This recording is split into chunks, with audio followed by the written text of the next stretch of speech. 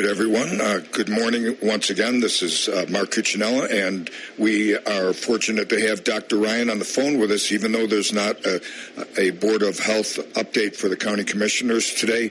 He's gracious enough to share some time with us. Good morning, Dr. Ryan. Good morning, Mark. Thanks for having me. You're very welcome, and let's start with the numbers. If you will, we can talk about national, state, and local numbers if you've got them available. I do. And so here we go. Nationally, we are now at 36.8 plus million confirmed cases across the country. New cases, we are now at 130 plus thousand per day as a 7-day average, which is a 23% increase in the last 7 days. Hospitalizations similarly have seen a 13.8% increase in the last 7 days. Fatalities, we are now in excess of 622,000 dead Americans at a current rate of 662 per day as a 7-day average, also a significant increase from last week. Test positivity across the country is at 11.5%, big jump. Contributing factors, the unvaccinated and the Delta variant are the two driving this. It is a pandemic of the unvaccinated. Vaccination rate across the country has just popped over 50%. It is now at 50.8% are fully vaccinated, with 59.8% vaccinated with at least one dose. Colorado, case rate, current number of daily cases is in excess of 1,034 per day as a 7-day average. Our 2-week cumulative incident is at 244 per 100,000. There's been a 32% increase in hospitalizations across the state over last week's numbers, and currently 38% of ICU ventilators are in use, and 83% of hospital ICU beds are currently in use. I'd like to make a point later about that if I could. Right now there are 566 individuals with an additional 66 who are currently hospitalized with confirmed COVID cases. Our 2-week test positivity across the state is at 5.8%. Contributing factors is the unvaccinated and the Delta variant. Here in Colorado, fully vaccinated, we are at 65.9% and 72.4% with one dose across the entire eligible population. Clark Creek County, 7-day average, we have had, or I should say 7 days, the last 7 days we've had 7 cases, 20 in the last 2 weeks for a sum total of 530. We've had 3 additional hospitalizations in the last week. We are now at 28. Fatality is holding steady at 3. Our 2-week cumulative incident rate is at 205 per 100,000. Our 2-week test positivity rate is just over 7% at 7.05%. Contributing factors in this county are the same as in the state and the country. It is the unvaccinated and the Delta variant driving those numbers. Currently in this county, we have 65.8% of our eligible population has at least one dose, and 61.1% of the eligible population are currently fully immunized. Well, let me just first of all say nothing but our best wishes to those neighbors of ours that have been hospitalized in ICU beds with COVID symptoms. We wish they and their families nothing but the best. I am saddened to hear that as low as the state and national rate of vaccination is, that we're even lagging those numbers. I hope that we can find a way to encourage or even compel some of our neighbors to step forward and get the vaccine in the near future. Absolutely. And we're continuing our vaccine efforts. This week we do not have a clinic, primarily because we're moving as we speak. We will have one in the very near future to be determined based on how quickly we can get set up.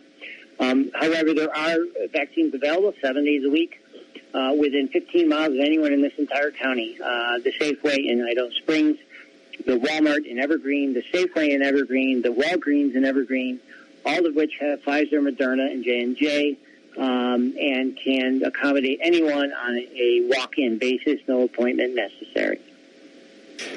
Dr. Ryan, I noticed that our positivity rate was over 5%. I've heard people say that that's an indication that there's not enough testing going on. What's your thoughts on that? Well, I can't control people to get tested. Testing is available. It's available for free in this county on Tuesdays from 10 to 2. We are actively reaching out to COVID-Chuck, Colorado, to get another day added to that in Georgetown. We have not heard back yet from them. Again, that's a state contract with them, so we have little say in that. But there is testing readily available in Jeffco and in Summit County, as an example, 5 to 7 days a week in all of those locations. So it isn't that there isn't testing around. It is available, and I wish we could have more testing here in this county, but resources are limited, and we are doing what we can to increase that. But having said that, we've had a steady flow of individuals over the last several weeks, in excess of 35 individuals per day, or I should say per week. That does not include individuals who obviously go to other counties to get tested. So there are ways to get tested. If you are, in fact, having symptoms, you can reach out to public health, even though you have not been tested yet. And we're more than happy to work with you and try to figure something out. Well, that's awful helpful to know. I'll also add a couple of personal notes. First of all, when I was traveling in June, I was required to have a current test result, and I went to my physician, my local physician, Evergreen, and was tested over there. No fuss, no muss, no cost to me directly. So that's always available, and I know I can do that. But I will also say that this past weekend I participated down in Pueblo in an athletic event. It was indoors. I was the only masked participant in the event, and I'm headed, as soon as we finish, I'm headed over to have myself tested just to make sure. So if you've had an exposure, people, or a potential exposure, then today's your day. It is Tuesday, and they'll be there for almost 3 more hours. Yeah, and I just want to reiterate, so on our website, as has been the case for the last year, are links to locations of both vaccinations in the nearby vicinity as well as testing. So there's no shortage of information available on our website as well as our Facebook page. So both of those are great resources to provide you fact-based, science-based realities, and you can find the resources that you need there. All right, Dr. Ryan, I just wanted to touch upon a subject that was raised last week, and that was the so-called snapback criteria for the county, and I think that primarily has to do with the density allowed in indoor facilities throughout mostly restaurants, I suppose. Can you give us an update on our status? Yes. If you recall, months ago when we got rid of the mask mandate, that was part of the new public health order that was put in place. In terms of the two metrics that were going to be used are both test positivity and case counts. And so neither one of those we have passed that metric yet, but are very close on both of them. My office is in a bit of a disarray given the move, so I would have to pull that up to look at the exact numbers, but we're not quite there yet. It is clearly on the mind of some of the commissioners, as was indicated by the discussion last week. So we obviously are keeping an eye on that and keeping track of that and making sure that when those metrics are met, we can begin to have that discussion and see what that looks like. Okay, so I'm sure that you're monitoring that on a regular basis, and if it comes up, it sounds like that'll be addressed. Good to know. I wanted to discuss with you the recent news out of the CDC regarding vaccinations for those who have been previously vaccinated. I saw a reference to a third vaccination shot for immunocompromised, and then in one of my news sources, the New York Times, they also made reference to older folks, but there were no specifics. I wonder if you could tell us what you know about the CDC's declaration. Absolutely. So what the CDC decided is that those folks who are immunocompromised, for instance, individuals who have had organ transplants or individuals who have diseases like rheumatoid arthritis, where their immune system is a fraction of what it should be and a fraction of what everyone else's is. So the immune response that these folks would mount is quite limited compared to healthy individuals such as yourself and myself. So as I've expressed on other calls, individuals like that, their response may get them up to the 30-40% level, whereas you and I are in the 80 to 90% level in terms of our antibody response to that vaccine. What the CDC decided is that in clinical data that they've reviewed, individuals like that who are immunocompromised, a third dose, it is not a booster shot, just to be clear. There's no distinction. It is simply a third dose of either the Pfizer or Moderna vaccine. What that third dose does for those individuals is it gives them that extra boost to bring them up into the neighborhood that you and I and other healthy individuals are now in, and providing them that same level of protection.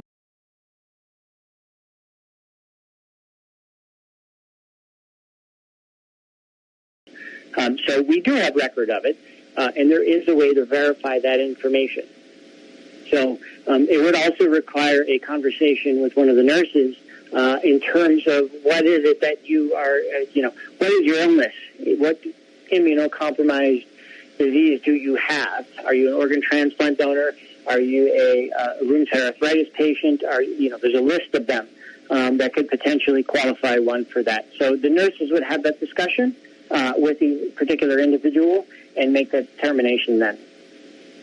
Okay, good to know. Now, I know that you mentioned rheumatoid arthritis, and unfortunately that is relatively common, and you see a number of people suffering with that gruesome disease. Organ transplants, on the other hand, are fairly rare.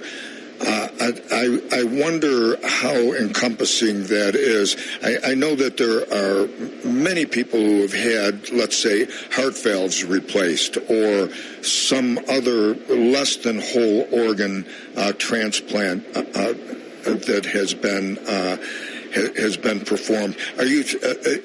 I'm assuming you're talking about people who are on drugs to anti-rejection type drugs. Is that what qualifies them as immunocompromised? Correct. Yeah. In your example of valve replacement, clearly those individuals are not on immunosuppressant drugs. The individual who has a new heart would be on immunosuppressant drugs because, to your point, to prevent rejection of the organ. So a nuanced distinction between those, but one clearly has a suppressed immune system, the other does not. Just because you got a valve replacement, it has nothing to do with your immune system. Your immune system should be as robust as normal. Just because you got a new valve, it doesn't really play a role in your immune system in its response to a vaccine.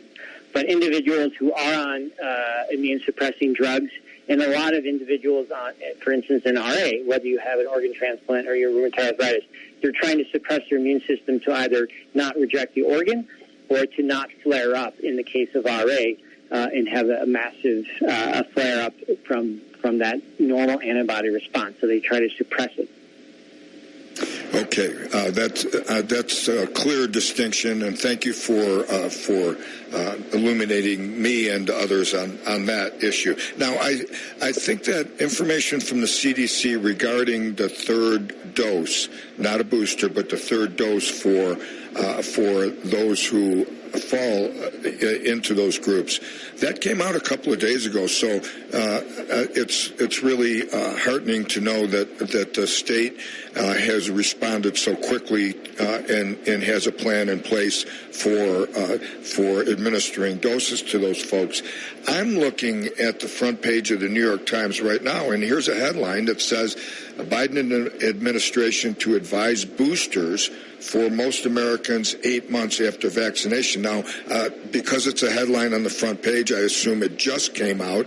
So I guess, it's too soon to know exactly who they're talking about here, but I assume that there will be a similar rapid response with clear guidelines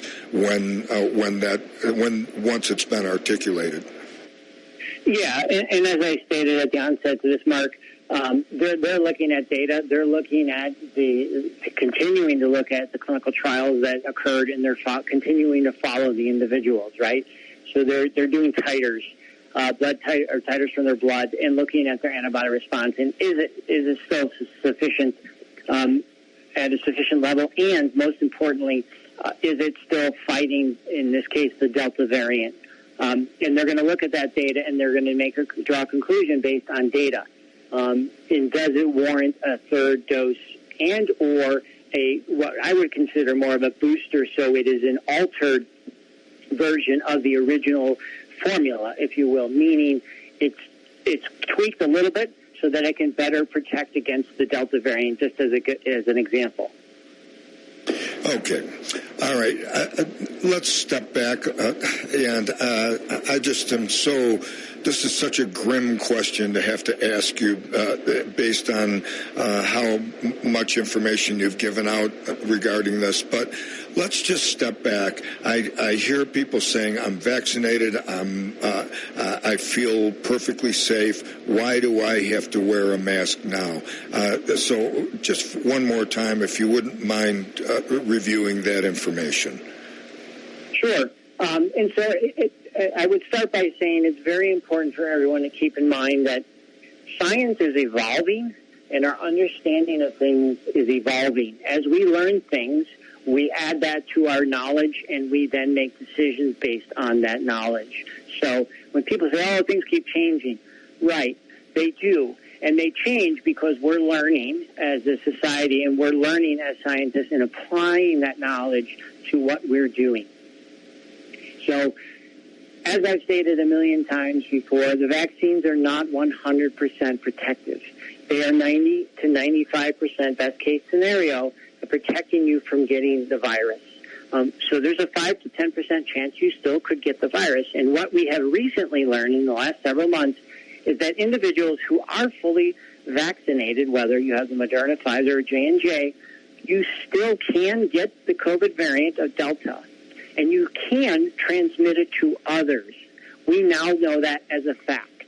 So it is absolutely important because we still have half of society who is unvaccinated, the majority of which who don't wear masks.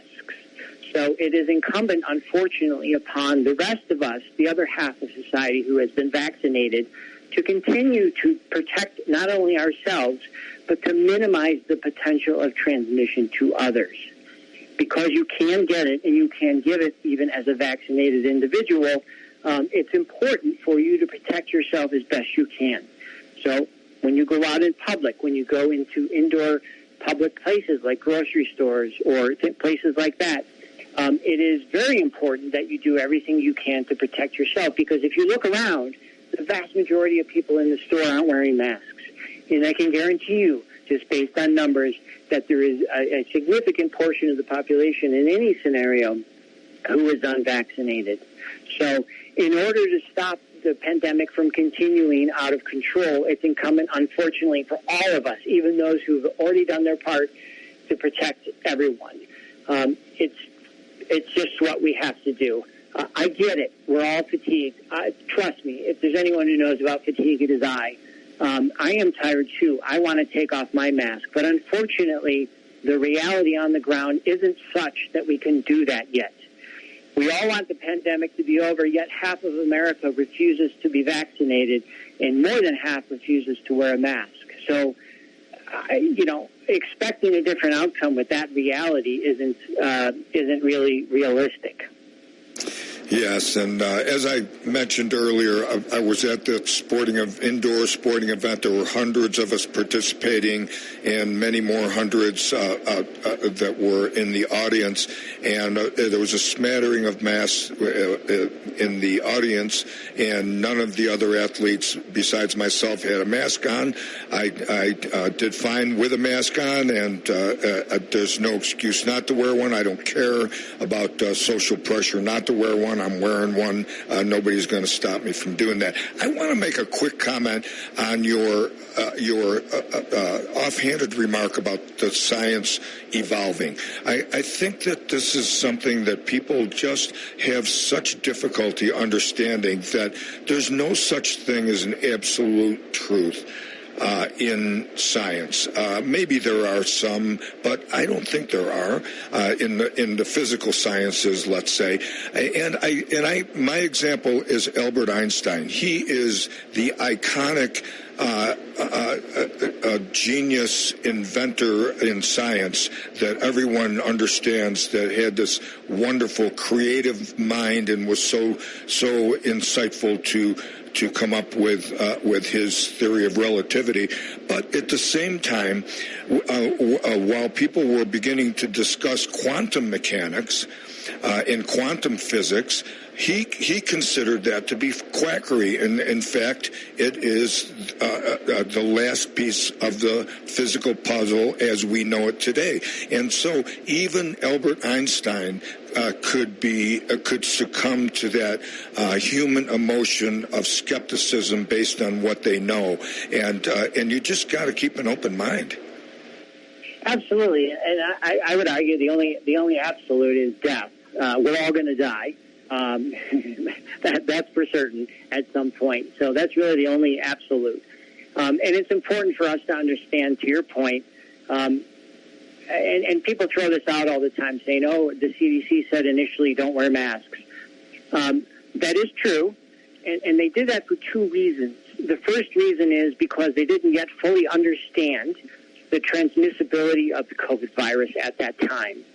The second reason is because they did not want to run on masks the way we saw a run on toilet paper. It's one thing to go without toilet paper. It's another thing to go without N95 masks for the people who actually need them. So there was a reason and rationale for that advice, and that advice through science and through data and through knowledge changed and has changed over time. And it is now their unequivocal, fact-based opinion that masks do, in fact, reduce transmissibility. That's a fact. It's not an opinion, it's a fact. And are there differences between masks? Absolutely. Some are highly effective, an N95, for instance, and others are less effective, where they're only 20, 30% effective. But 20 or 30% is far better than zero, and it has the potential of reducing risk between people and between groups of people. So one other thing I wanted to note, and when I was giving those numbers and talking about exhausted, if there's one group that's more exhausted than probably anyone, it's the medical care community in this country. They've been working tirelessly for more than 18 months now, with really out of break. And many of them are so exhausted they're quitting and retiring. So when I tell you how many ICU beds are full, it isn't based on how many we actually have, or it's based, unfortunately, on how many we actually have, not based on how many are actually have care providers associated with them. For instance, we could have 1,000 ventilators in this state, but if we don't have the staff to man 1,000 ventilators, there's really only 800 available. So when I say 38% of ventilators, that 38% is of a fantasy percentage, because we don't have 100% capacity on the ventilators. There has to be a nurse and a doctor associated with it to help you. And they're quitting in droves. Many because they have no longer a sense of empathy or sympathy for folks who are unvaccinated, who come in, who are begging for a vaccine. And they just say, I can't take care of these patients because I am no longer sympathetic. And so they're quitting. So right now, this pandemic, and as you've seen in the South, there are many municipalities that have no more room. They don't have any more ICU beds. they don't have any more ventilators, and they certainly don't have any more staff to address the issue. And there is nothing to stop that from spreading further across the country. Not every state is unvaccinated the level that they are in the South, but even 30-40% of a community that's unvaccinated, it can come in and do the same exact thing that it's doing right now in the South. There's nothing to stop it. Speaking of unvaccinated in the South, I was looking at the COVID rates, and the top 10 states for the rate of infection per 100,000. Every single one of them is in the southern United States, and every single one of them is well below the national average of vaccinated persons, ranging from a high of 50% to a low of the mid-30s for some of, I believe it was Mississippi that was the lowest, but don't quote me on that. But nevertheless, they were all in the South, the top 10, and I didn't look beyond that, but I'm willing to bet $1 to a hole in a donut that the top 15 were all in the southern United States. And that's just some of it, I suppose, is cultural, some of it is political, but it's all nonsense at this point. And we have seen a modest increase in the number of vaccinations over the past week as the Delta variant has taken its toll on these communities, but it's still insufficient a number, and I'm waiting for further measures to be taken by nationally and by corporations to step up and just force people to become vaccinated. That's I don't know what else we can do. At this point, we can't go on like this indefinitely into the future and allow the vaccine or the COVID to create another, even maybe more deadly variant. Something's got to be done beyond what we're doing. Yeah, Mark, it's not an accident or not there's a very strong correlation between the level of unvaccinated folks in the community and the level of transmission in that community. There's a reason, a scientific reason for that.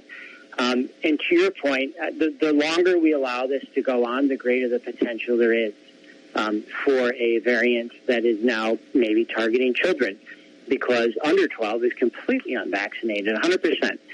And there is the potential, as you stated, for a variant to come that is no longer immune to the vaccines that we have on tap. So that's the potential reality if we allow this to continue to go on. And when I say we, I mean the collective we. There is no I in a pandemic.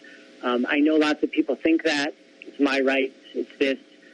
It's we. It's the collective. And unless the collective works together and figures out a way out of this, and the only way out of this, whether it's in the science-based world, there is only one way out of this, and it is vaccines.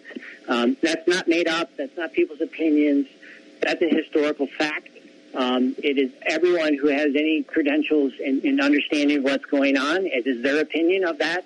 And so until we get to that point, we're going to continue to fester in this way that we are, and things are going to get even more out of control in the coming months. You need to look any further than many of those states that you talked about that have banned mask mandates in schools and have gone to school without masks in place. And the vast majority of them are now where they're on online learning because tens of thousands of kids are either in isolation or in quarantine because the moment they got into school, you had an outbreak. And so that isn't the way to move forward. The best way to move forward is to take the tools that we have and we know work and put them in place to help us achieve our goal. And so that's one thing I would ask your broader listeners. What is our goal? Is our goal to just get rid of this virus? Or is our goal to do things that will impact the broader community? For instance, have mask mandates in schools so that we can achieve our goal of having kids in school every single day of the year and have them learn as best as we possibly can, whether they're not in a remote situation or they're not in a different situation, right? That's our goal, and we're going to do everything in our power to reach that goal. Parents should be delighted with that reality. Their kids aren't home and trying to learn online. They're in school where they belong, and we're trying to do everything we can to make that a reality. You know, we've been on the air for over half an hour now, and we're going to wrap this up pretty soon. But I just have to make another comment here. I just think that the social scientists must be the data that they're collecting on the response to the COVID must be altering their views in some way, shape, or form of how people act in crisis and emergency. I think, for instance, of the 704 reported COVID-19 deaths yesterday, and I say to myself, how many people are actually looking at that number or even are responding in any way? They're inured to that at this point and tired of thinking of that level of death. But if there were some sort of catastrophic event that occurred in the United States that killed 700 people in one day, we'd talk about that for weeks and months afterwards. But somehow this doesn't rise to that level of emotional response. It's kind of crazy. It is, and I would agree, and it's a great point. I think the social scientists are in a position that they probably, most of them, have never been in their lifetime in terms of the duration of this, right? There's an event like 9/11, which was very tragic, but it was over a very limited time, right? And the impact was felt. But we're 18 months into it now. It is not a situation in a location, but it is abroad across the world. And more importantly, they have different countries to compare. What was the behavior of different countries and what do they do and the reaction? So, yeah, I agree. I think this will be used by social scientists as learning for generations to come. In how societies deal with things properly and how other societies deal with them completely improperly. The irony of this entire thing, Mark, is that there's a history of this already in America. You don't have to go back very far, 100 years, and see the same exact lessons in what we did in many places in 1918, similar to what is happening now here in the United States. So, perhaps we should be more in line with our historians and learn facts and history instead of making them up every time we go and encounter the same thing 100 years later. Well, that's a different country than the one we live in, I'm sorry to say. All right, Dr. Ryan, I've got to go get my COVID test, make sure that I didn't contract something while I was at that event this past weekend. I appreciate your time. I know you're busy. I saw the moving van out front of your current office, and hopefully by this time next week you'll be moved in and beginning to settle in your new digs. That's the plan. Thanks, Mark. I appreciate your time. Be well. Goodbye. Thanks again. All right, everyone. That was Dr. Timothy Ryan, and that's our COVID-19 update for this week. If you haven't been vaccinated, get on out there and get one. Doesn't hurt very much. If you have any side effects, I assure you they will be nothing compared to what could happen to you if you end up with the virus, or if, God forbid, you were to pass it on to one of your loved ones. Thank you for joining us. Here's some pre-recorded music for your listening enjoyment. I will be back at 8 o'clock on Saturday with the Morning with Mozart show. See you then.